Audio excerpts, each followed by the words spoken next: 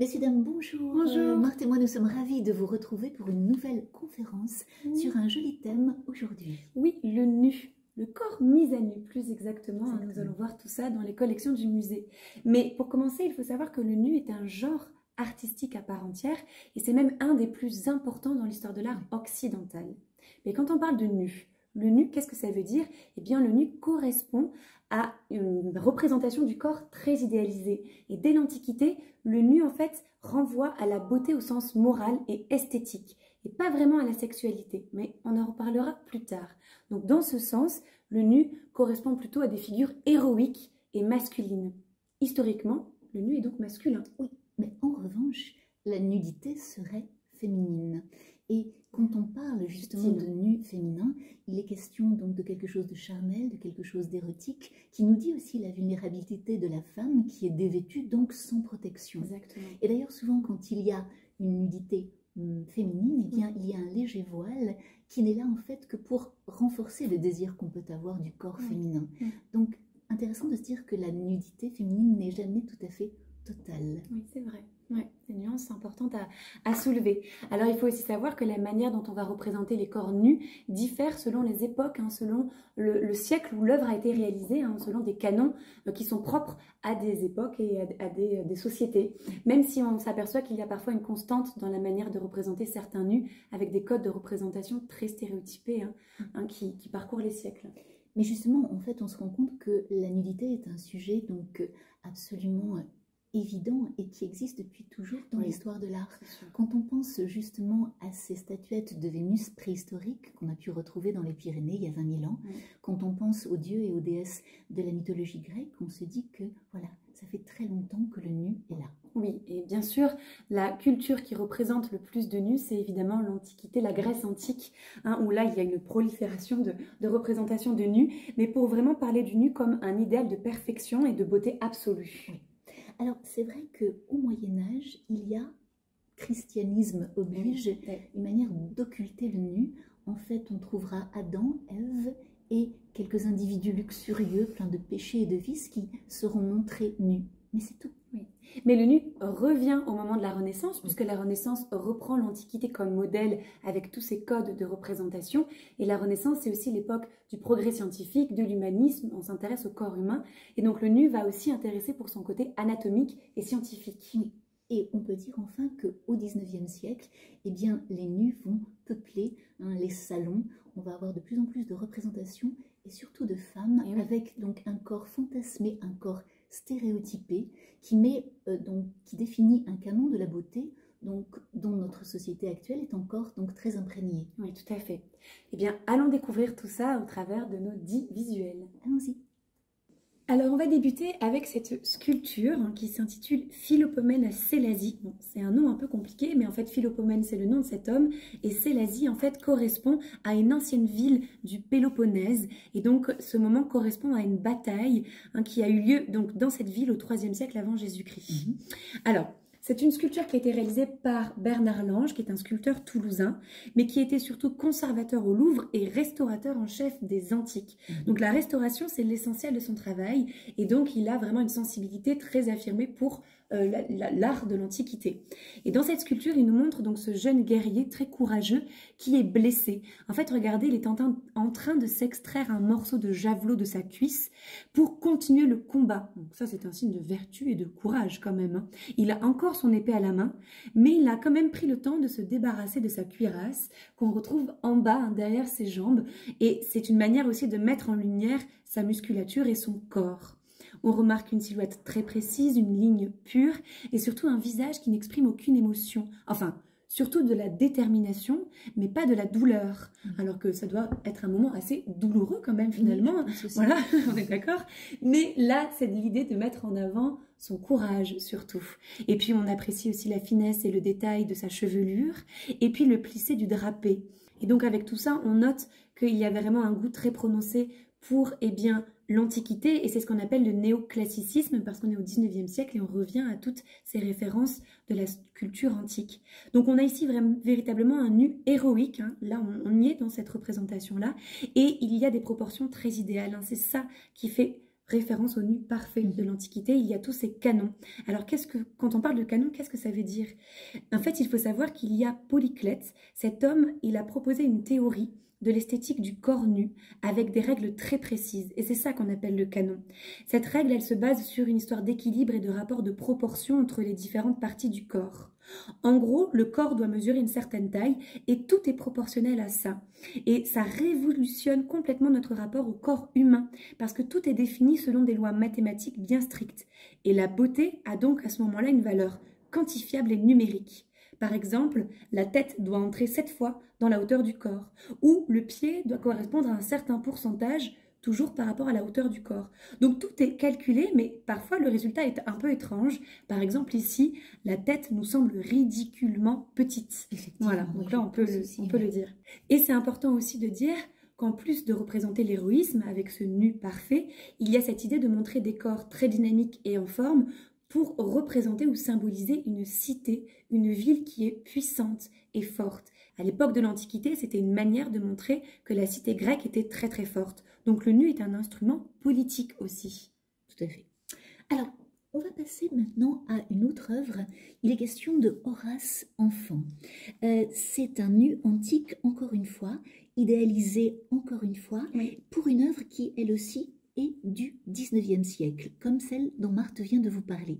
Mais ici, c'est un autre âge, puisqu'il s'agit de l'adolescence. Vous avez le type même de l'éphèbe, c'est-à-dire du très beau jeune garçon. Et sa sensualité est assez frémissante. Elle s'oppose à la froideur des modèles néoclassiques qu'on peut voir à la fin du XVIIIe siècle et au début du XIXe. Alors là, il est couché, notre Horace, sur son manteau, avec une jambe gauche qui est repliée sous la jambe droite. Il a les mains près de la tête et voyez, vous distinguez une colombe posée sur le sol près de ses pieds et elle porte dans son bec une branche de laurier.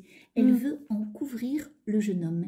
Il y a toute une inscription latine qui nous fait comprendre que, eh bien, elle cherche avec les feuilles à soustraire aux vipères et aux ours le corps donc vulnérable de ce jeune garçon.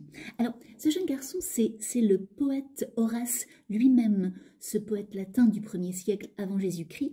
Il raconte donc dans ses textes des épisodes de son enfance et eh bien, il se décrit comme un enfant protégé des dieux. Et là, je pense qu'il manque pas d'air parce que voilà, il se montre donc sous un très beau rôle. Un adolescent qui est couronné de lierre et de laurier. Et c'est vrai que le sculpteur donc choisit donc d'illustrer les vers ou les lignes de ce poète pour faire sa sculpture ici.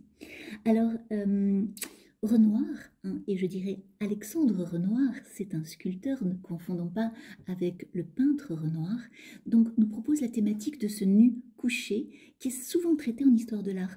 Et souvent on pense à l'hermaphrodite couché, qui est une sculpture célèbre du musée du Louvre. Il existe aussi beaucoup d'exemples de Vénus qui sont elles-mêmes couchées. Mais, voyez, et qui s'oppose à ce dont Marthe vient de vous parler avec un personnage qui était très vertical, le Philopomène de tout à l'heure. Mais la position donc à l'horizontale que nous avons ici, elle favorise le délassement, une sensualité assez affolante d'un corps qui s'offre, qui ne contrôle plus rien justement, qui n'a plus aucun réflexe de pudeur qui consisterait à se couvrir. Là, ça ne fonctionne pas, le corps s'abandonne. Et on notera en fait ici que ce corps adolescent est d'une réelle ambiguïté. Il y a bien sûr le prénom Horace qui donc évoque le côté masculin, mais regardez le mouvement de pamoison de la tête vers l'arrière, les bras gracieux, les boucles en cascade, les muscles non encore marqués, tout évoque ici le corps féminin. Et la position allongée, comme tu l'as dit oui, aussi. Oui, des Vénus, bien sûr. Donc en fait, l'œuvre semble conçue pour créer une ambiguïté. Et c'est vrai que ici, eh bien, il y a la partie la plus intime de ce corps qui est cachée par un tissu et qui fait que le doute peut subsister. Garçon ou fille, la question reste posée. Tout à fait. Et on ne peut pas soulever le drap pour savoir. Alors, on va passer à la peinture, avec une œuvre plus raide que la souplesse proposée par la sculpture précédente. Mais c'est aussi l'occasion de parler du Moyen-Âge, avec ce peintre donc, de Venise, Et donc, nous sommes en fait vers les années 1500, donc on est vraiment à la fin du Moyen-Âge. Mais on en a parlé un petit peu en introduction, le nu au Moyen-Âge, c'est compliqué. Hein, il faut vraiment savoir que la nudité est très mal perçue par la société. Et justement, la mode, c'est plutôt de se couvrir, surtout pour les femmes. Hein, il ne faut absolument pas montrer sa peau. Mais il y a quand même du nu hein, dans l'imagerie chrétienne. C'est important de le dire, il y en a même plusieurs. Il y a plusieurs catégories. Par exemple, il y a le nu naturel. C'est ce qui correspond aux premiers hommes, notamment à Adam et Ève, et même aux enfants, parce que les enfants symbolisent l'innocence. Hein, la nudité du nouveau-né est souvent représentée et c'est normal, et on le voit ici avec cet enfant au milieu du tableau. Puis vous avez le nu temporel, c'est le nu qui qualifie la pauvreté. Job, par exemple, est souvent dénudé pour symboliser justement la pauvreté de cet homme. Le nu vertueux, autre catégorie, et là c'est le nu qui est réservé au Christ, un corps glorifié, idéalisé, ou même pour les martyrs qui sont nus ou à moitié nus pour susciter la pitié, la douleur et la modestie. Et enfin, vous avez le nu criminel. Alors celui-ci, c'est le pire, c'est celui qui dénonce le mal, le péché, la luxure, et c'est un nu qui est très souvent représenté par les femmes. Voilà.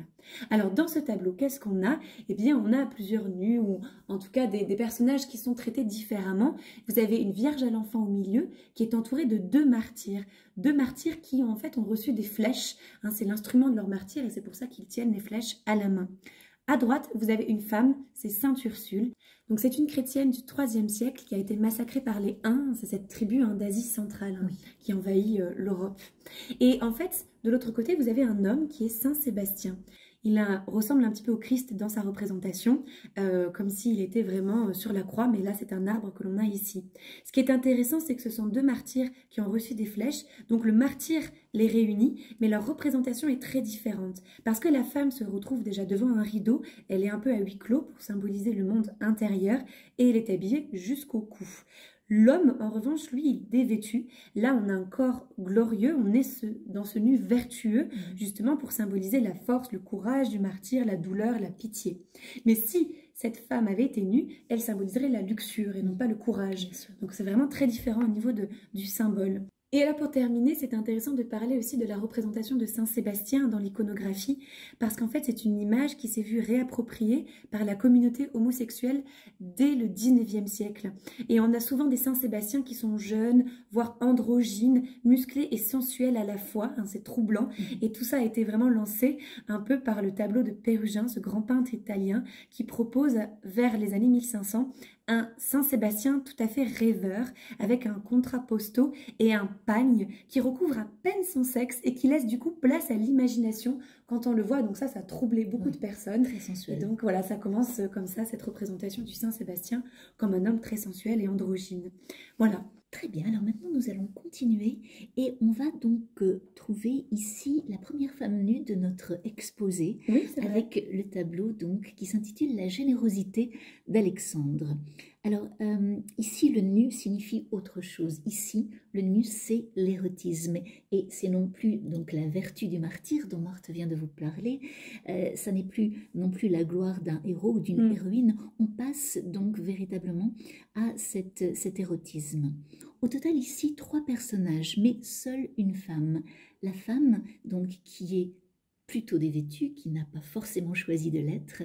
Une femme donc au canon donc néoclassique très strict, tout de blancheur, de pureté, de jeunesse, de douceur.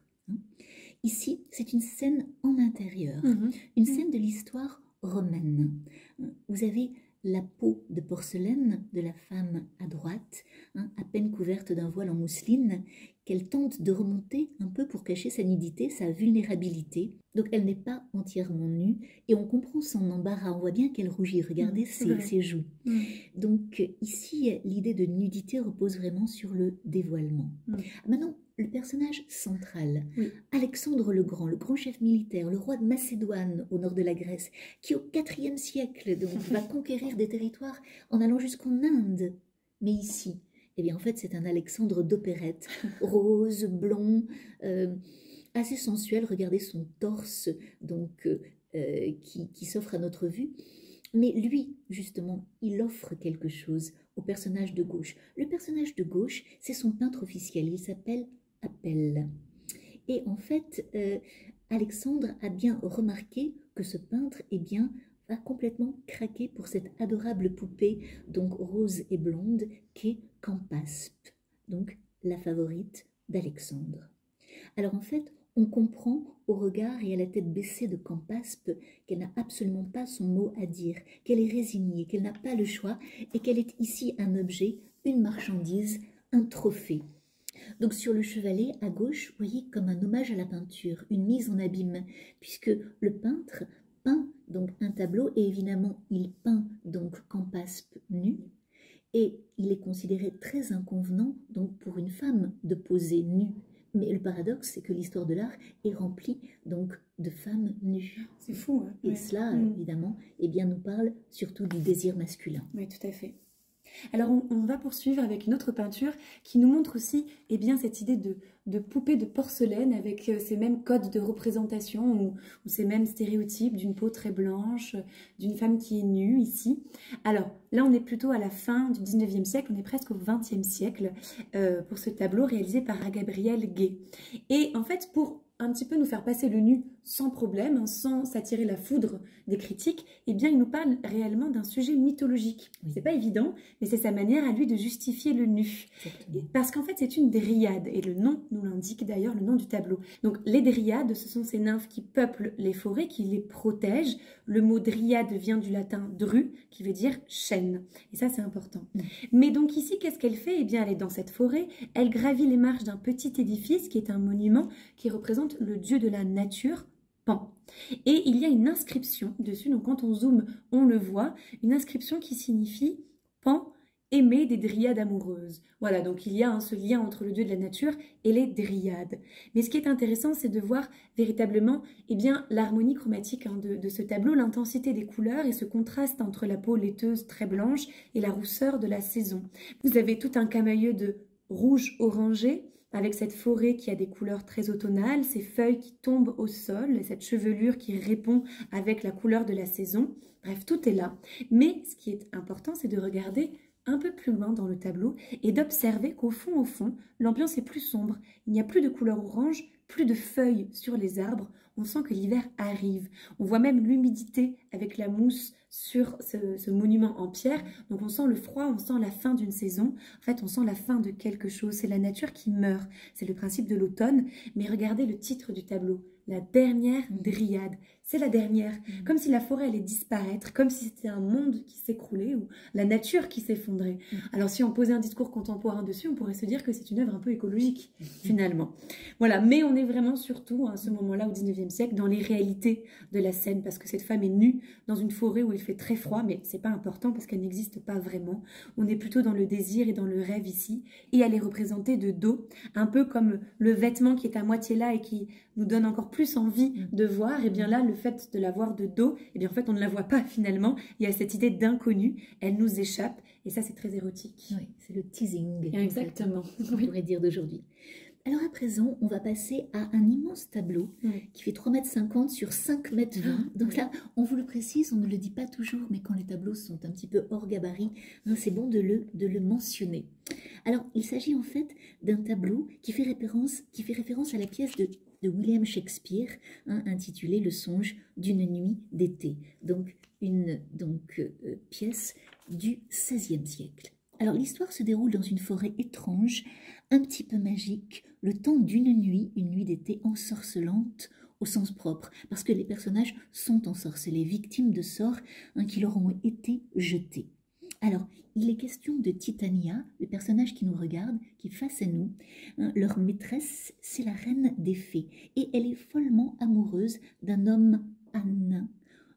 Alors en fait, le roi des elfes, son mari, a manigancé ce sortilège pour punir Titania de son infidélité. Voilà un petit peu l'histoire. Donc vous avez un cyprès, des lacs, des bois, des collines au loin, et cet homme à la tête d'âne assis sur le banc de pierre. Et autour de lui, eh bien, il y a donc toutes ces femmes.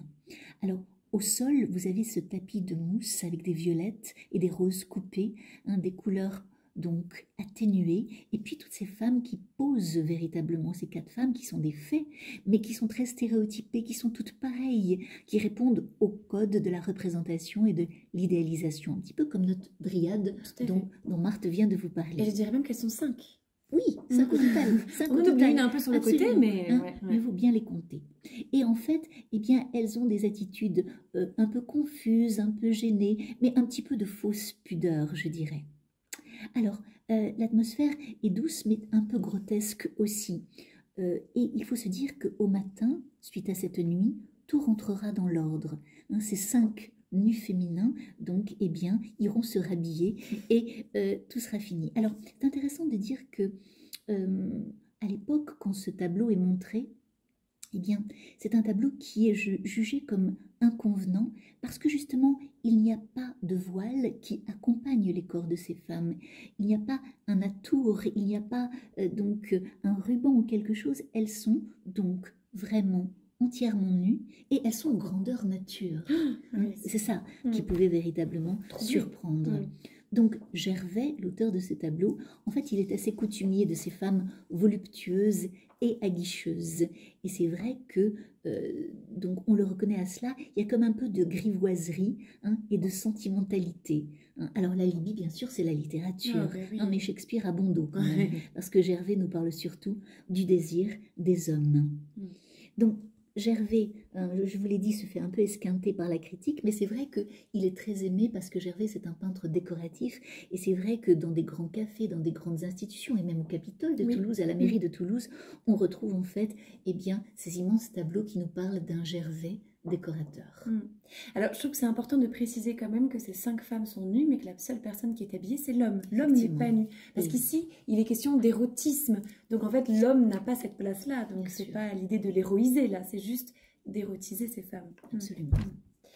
Alors, bon, on reste sur le nu, évidemment, c'est notre sujet, mais on retourne à la sculpture. Ici, avec donc cette sculpture réalisée en 1894, on est vraiment à la fin du 19e siècle, par un sculpteur parisien, très peu connu, qui s'appelle Eugène Thivier, et qui nous montre ici une femme qui est allongée. Alors, elle est allongée sur un lit, on reconnaît le drap avec les plis, et elle ferme les yeux. Donc elle dort. Mais pendant qu'elle dort, une créature horrible grimpe sur son corps. En fait, elle fait un cauchemar. Et cette créature est une métaphore, elle symbolise le cauchemar. Donc c'est une sculpture plutôt allégorique. Mais Eugène Thivier s'inspire d'un tableau du même thème, un tableau réalisé un siècle avant par Fuseli, qui s'intitule aussi Le Cauchemar. Et en fait, on a vraiment cette idée d'un démon qui prend le corps d'une femme, qui monte sur le corps d'une femme, quitte à l'étouffer. Et d'ailleurs, on retrouve cette sensation d'oppression quand on fait des cauchemars, mais pour abuser d'elle sexuellement. C'est ce qu'on appelle un incube, en fait. Voilà, c'est la représentation de l'incube qu'on voit dans le tableau de Fuseli. Et donc ici que Eugène Thivier semble reprendre. Mais c'est assez symboliste aussi comme œuvre, parce qu'il est question surtout du rêve, des ésotérismes. On traite quelque chose d'immatériel en le rendant un peu concret avec cette créature horrible. Mais, ne nous cachons pas, c'est surtout l'occasion rêvée et le prétexte idéal pour le sculpteur pour nous représenter un nu féminin voluptueux, dans l'esprit du siècle, à la fois morbide et érotique. On est vraiment dans cette frontière-là, toujours un peu étrange. Et on a une œuvre qui est une synthèse entre un style très néoclassique, parce que le corps féminin reprend tous les canons de beauté, et néo-gothique, parce que cette sculpture, eh bien, elle nous fait penser à une gargouille ou à un monstre médiéval, hybride, avec une corne unique, une queue velue, des ailes de chauve-souris, des griffes. Et il y a une opposition très intéressante entre la laideur d'un corps, qui est raide et hirsute, qui est celui du monstre, qui renforce d'autant plus la beauté et la douceur de ce corps sensuel de la femme. Et lisse, exactement. Exactement. Mais, ce qui est très important dans cette sculpture, et on garde le meilleur pour la fin, c'est que ce démon, en fait, n'est pas un incube, ce n'est pas un démon masculin, ce démon a une poitrine, c'est un démon féminin. Ah là là. Donc, en général, quand il y a ces démons féminins, on parle de succubes. Ce sont des démons qui abusent des hommes pendant leur sommeil, chacun son tour. Mais là, ce n'est pas un homme qui dort, c'est une femme. Donc, tout est mélangé, c'est n'importe quoi. Mais c'est un délice pour un psychanalyste de voir cette sculpture parce qu'on parle du sommeil et donc de l'inconscient. Donc, c'est intéressant de traiter tous ces sujets. Le cauchemar qui réveille nos angoisses les plus enfouies. Et le fait que les démons soient une femme, on ne peut pas s'empêcher de se demander si ce n'est pas une partie d'elle-même, en fait, finalement. Comme son inconscient, l'autre jeu, son côté obscur, son dark side, comme on pourrait dire, qu'elle tente de repousser. Et justement, regardez, elle tente de le repousser d'une main, mais de l'autre main, elle s'agrippe au drap comme si elle prenait du plaisir. Et ça, c'est troublant, parce qu'on est entre un mélange de plaisir et d'horreur, de peur et de désir. Et il faut savoir que le plaisir sexuel féminin est très souvent diabolisé. Et alors dans l'œuvre suivante, c'est quelque chose que nous retrouvons, puisqu'il y a cette femme au serpent. Alors de quelle époque est-elle? Peut-être du XIIe siècle, mais peut-être date-t-elle d'encore avant, puisqu'il s'agit ici d'un marbre qui fait un peu plus de 1 mètre de haut. Et nous sommes devant une des plus anciennes œuvres du musée des Augustins, puisque ici, avec cette période qui serait le XIIe siècle.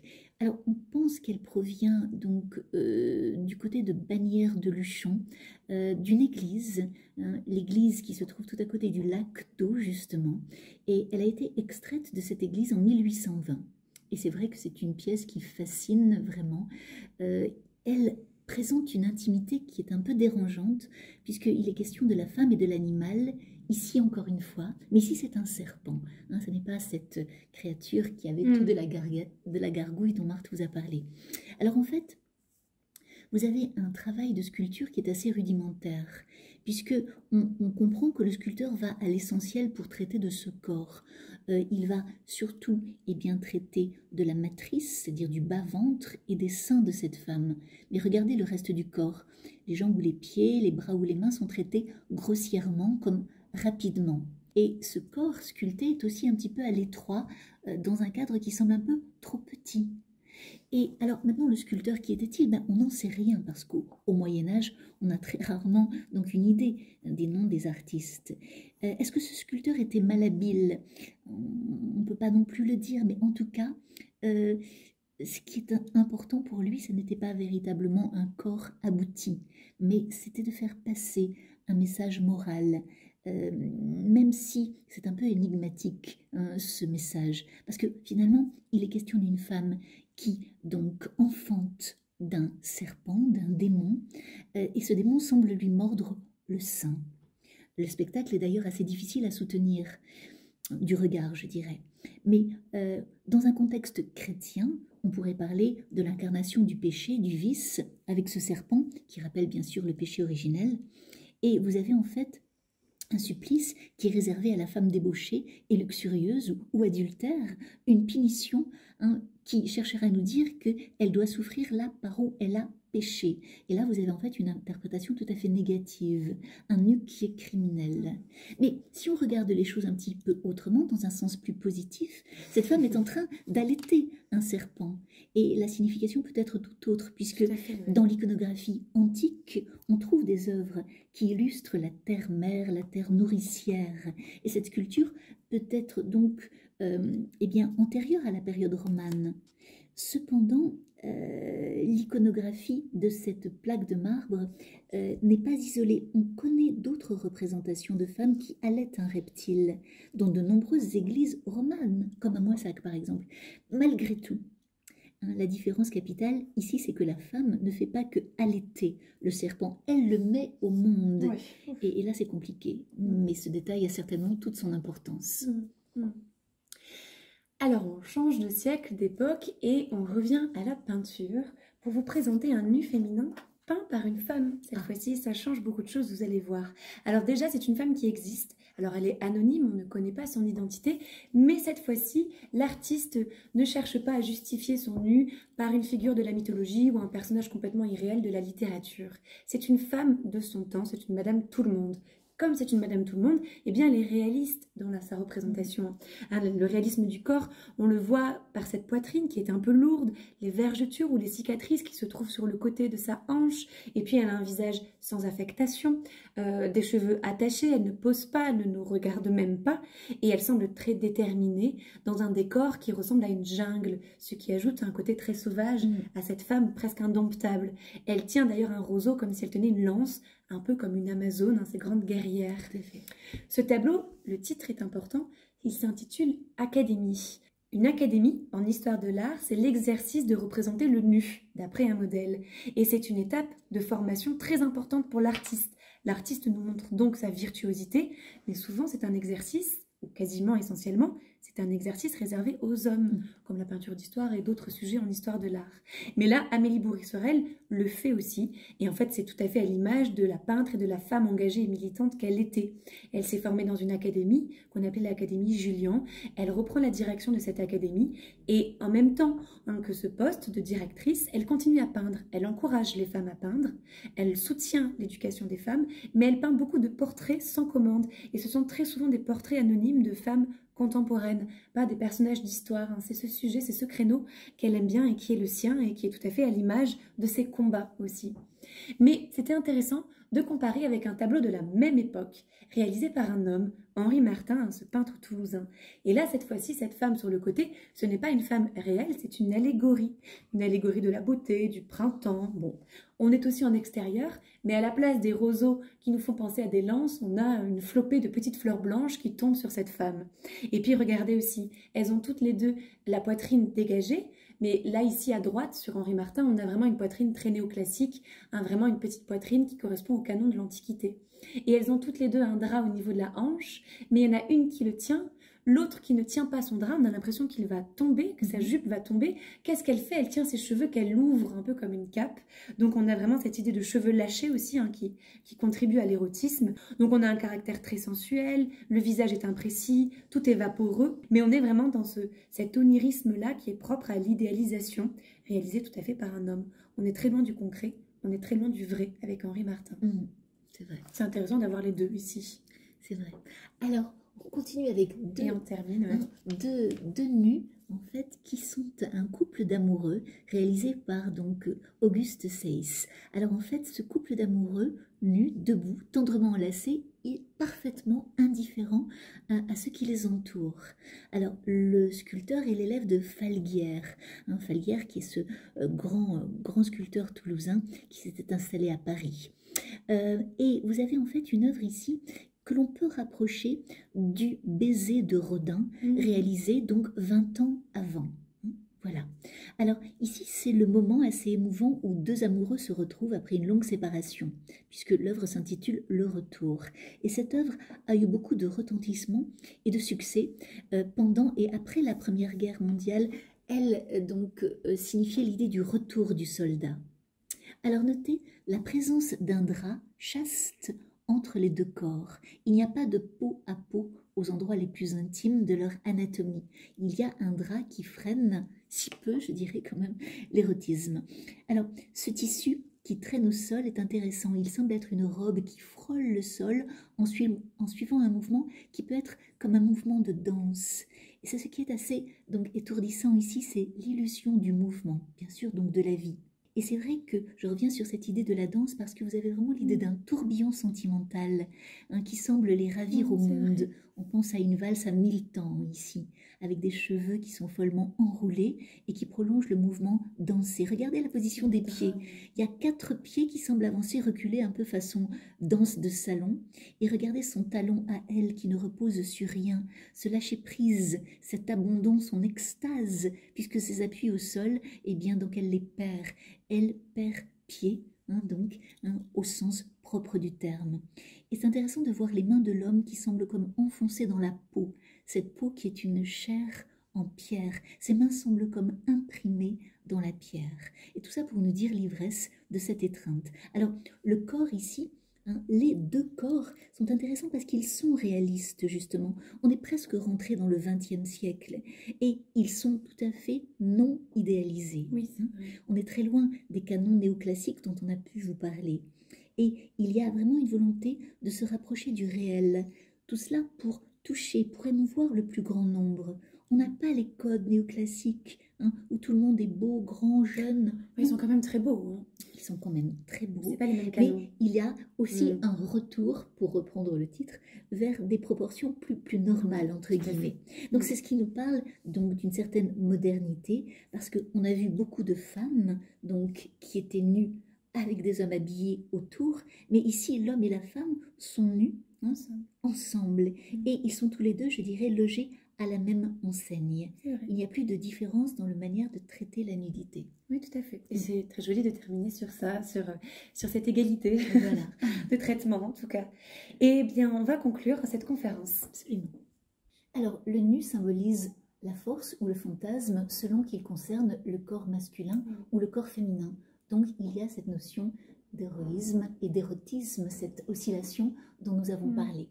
Et c'est vrai qu'au fil des siècles, il est prétexte à une étude anatomique élaborée qui vise la beauté idéale. Oui, et on s'aperçoit aussi qu'il y a beaucoup plus de femmes nues que d'hommes nus, surtout au 19e siècle en représentation, donc ça questionne forcément, et puis là, il y a une différence de traitement, vous l'avez vu, et donc l'utilisation du corps des femmes, ce qu'on en fait, comment elles sont érotisées, évidemment est un signe quand même d'une société très patriarcale, et ça se reflète dans l'histoire de l'art occidental.